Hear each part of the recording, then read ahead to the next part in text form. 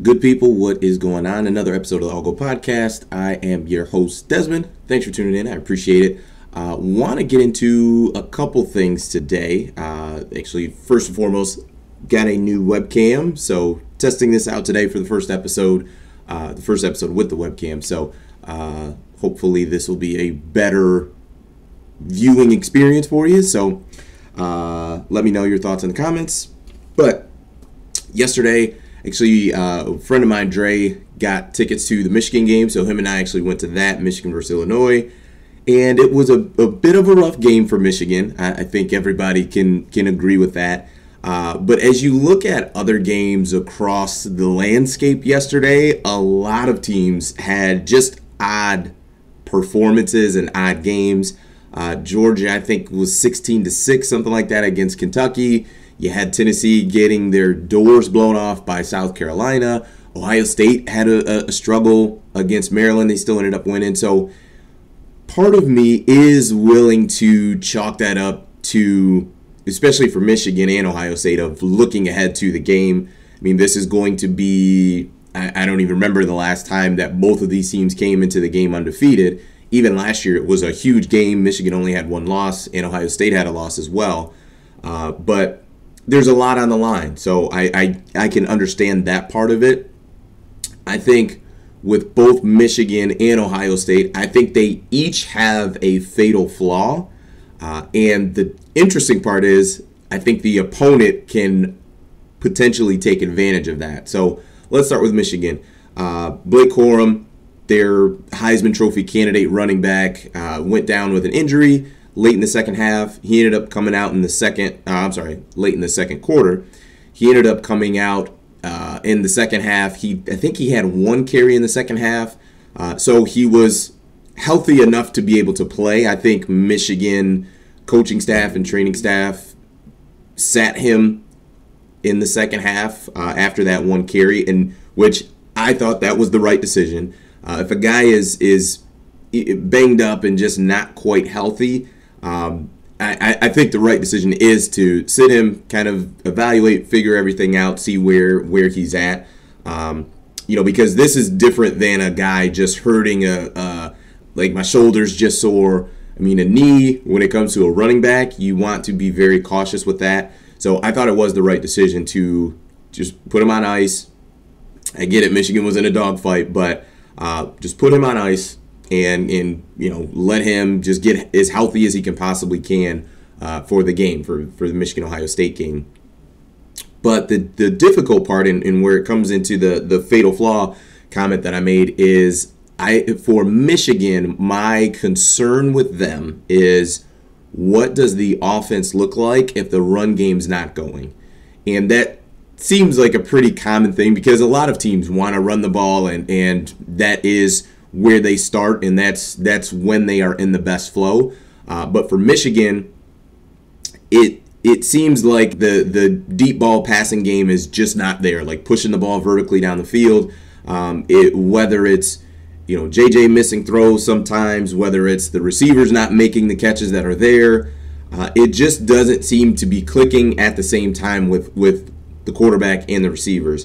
Being up in the stands in that game yesterday, there were a lot of Michigan fans who were very upset with just some of the overthrows and the guys not catching the ball, because it just seems like it's the same story. It's what Michigan fans, and for myself, a fan of college football, has looked at Michigan's offense, and that seemingly has been a missing piece for, really 2 years now. Like, I think towards the end of last year, Michigan did a better job of hitting some of those deep plays and deep pass plays, but this year it just hasn't seemed to click outside of 2 or 3 big plays. So that, to me, for Michigan, like, for example, even yesterday, that their offense just ground to an absolute, it just halted essentially, because Blake Corum was out of the game, and they couldn't run the ball effectively because he is such a, I get it, Blake Corum is a dynamic running back, so I do understand that aspect of it, but you can't just go to almost I mean, that was rough. It was pretty rough. And I think when you're playing Ohio State next week, well, this week, if you have long lulls like that where you're not putting points on the board, they did a pretty good job, even though they weren't scoring a lot of points, of still kind of sustaining drives a bit. But you're not going to be able to do that against Ohio State because they do have a dynamic offense, and Michigan has a very good defense, but you're just not going to be able to score 17 points in a game and think that that's going to be enough against a really good Ohio State team. Michigan's a really good team as well, so I'm not saying that they're incapable of winning this game, but you're not going to be able to go long stretches with getting essentially no points. I mean, Michigan had only 10 points in the first half. Like, that's not going to cut it. And then in the second half, you scored 9. Also, I just don't think that you can go into a game with long stretches like that without putting points on the board, without putting pressure on Ohio State. And that's just my thought of it. With Ohio State, I think their fatal flaw is the ability to stop the run, and Michigan can absolutely exploit that. Obviously, they have the O-line is up for the Joe Moore Award, which is the best offensive line, the best offensive unit, and that offensive line won it last year, replaced a couple starters, but I think they're better this year than they even were last year. So I think for Ohio State, it's going to be trying to stop the run, because they haven't done a great job of that so far this year. I think Jim Knowles, the new defensive coordinator, has come in, and I think he has done a good job of improving their defense, but I still don't think they're at the level that they need to be, especially in run defense, to match up well against Michigan. And I think that, for Ohio State, is their fatal flaw. So we'll see what happens. Ohio State struggled with Maryland.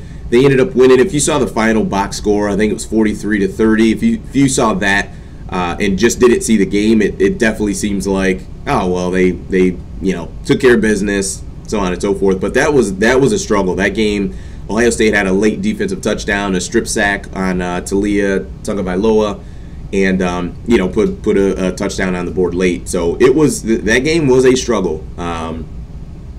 Ohio State ended up pulling it out, and Ohio State with Marvin Harrison Jr., that young man is terrific. I don't think there's any question, he is the best wide receiver in college football. And I said it actually on the channel that myself and my partner Dre, we do Michigan Football, the Voice of College Football post game, where we talk about Michigan and the games and whatnot. And we talked about Michigan. I don't think they've played against a receiver to the level of Harrison Jr. And I think sometimes when you don't do that, you have a tendency as a defensive coordinator to just play your style of defense, and we're going to do what we do, essentially.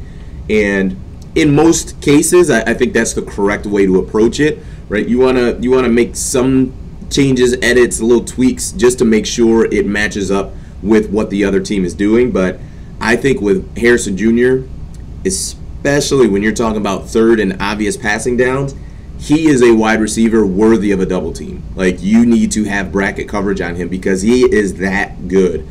I was watching the Ohio State-Penn State game a few weeks ago, and Penn State was in that game. That was a really back and forth game. It was a tight game, and every third and Ohio State third and long, gotta have it, they went to number 18, and he came up big every single time. He's just a terrific route runner. He's got wonderful hands. He's fast.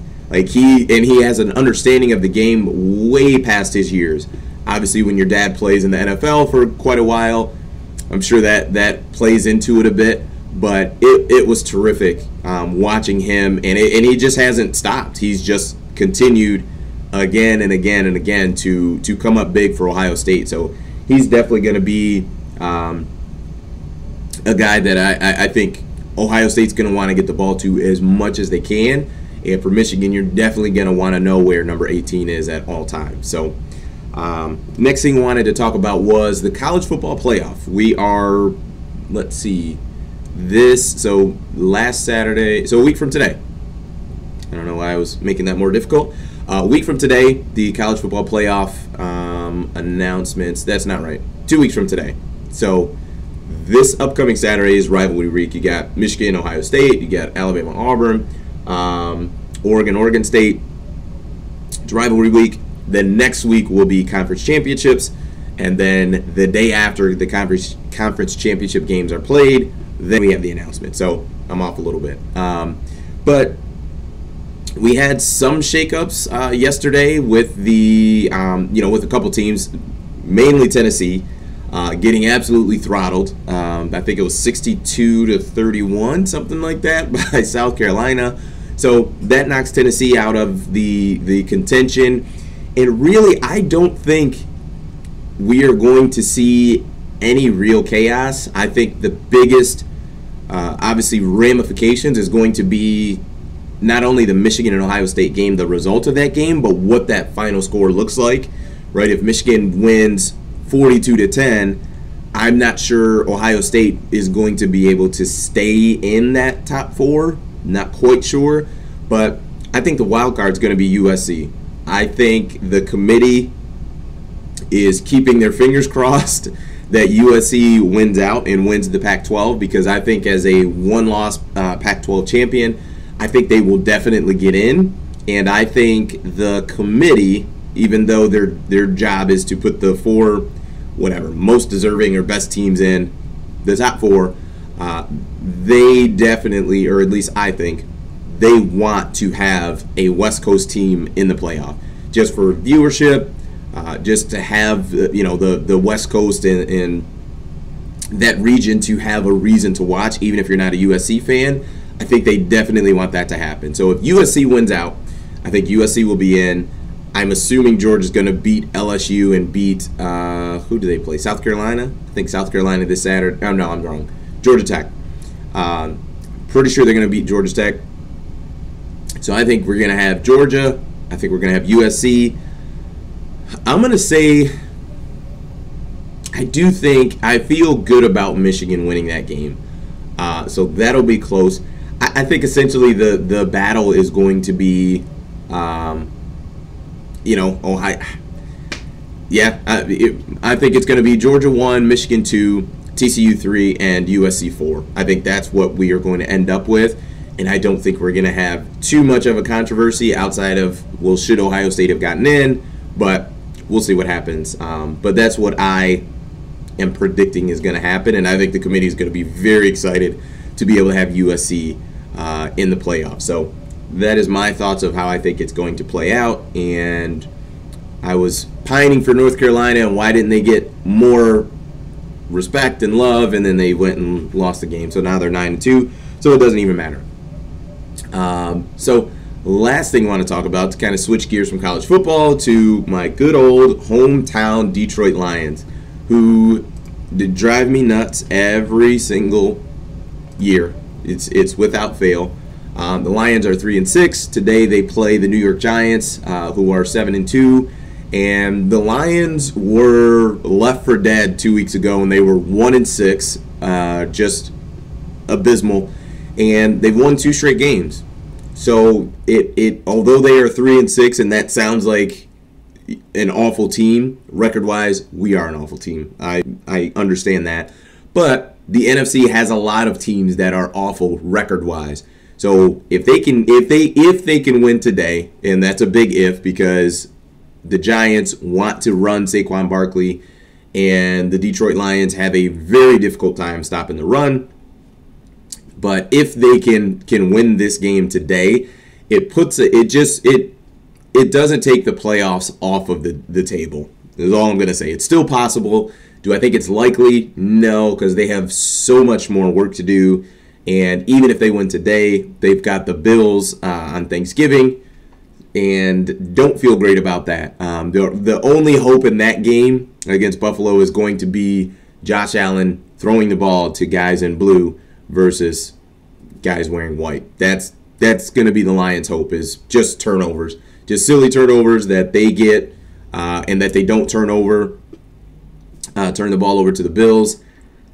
I mean, we'll see. It's so difficult because as a Lions fan, there's just ebbs and flows every season. usually it starts poorly, and the Lions are just left for dead, and then you just want to forget about them. I'm done with it.